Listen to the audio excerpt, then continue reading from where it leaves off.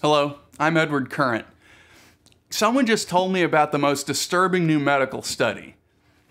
Apparently, religious people like me are way more likely to seek aggressive medical treatment for a terminal illness than non-religious people.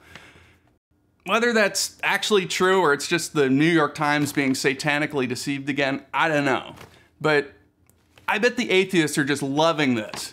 They're gonna be all, shouldn't us Christians want to be taken by God to heaven, when it's time?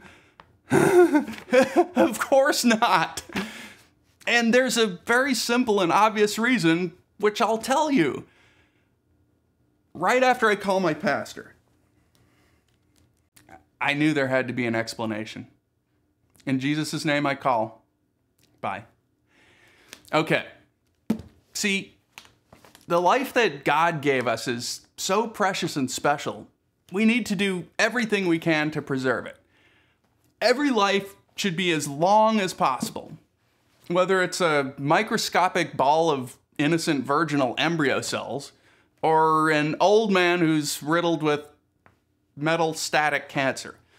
Now, of course, that does not apply to inmates on death row. They need to be dispatched to hell when we say so, because it's God's will. And no one should interfere with that. Which reminds me of another misconception about Christians. When we pray for a dying loved one, we aren't praying for God to change his mind and keep the person alive. We're only praying that his will be done, whatever he has decided. In other words, if God actually wants someone to die, well, we're praying for that to happen. Kind of. I mean, we wouldn't want Satan to sneak in there and make the person better again, just so they can be tempted to go watch internet videos and stop believing in God, right? I mean, how awful would it be if that person survived? Well, finally, I want to offer my own explanation.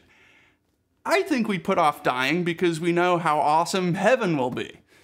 And before we get there, in order to fully appreciate it, we want to experience as much non-heaven as possible. Even if it's painful, vomiting, diarrhea-having, bleeding out of the bodily orifices non-heaven. Oh, speaking of, I have an update on my grandpa. Remember? You prayed for him. Well, great news. He's brain dead now, which I guess means his brain has gone to heaven, but, well, he made it to 95 and his heart is technically still beating. So it's pretty much the best of all possible worlds. Thanks for watching. God bless America.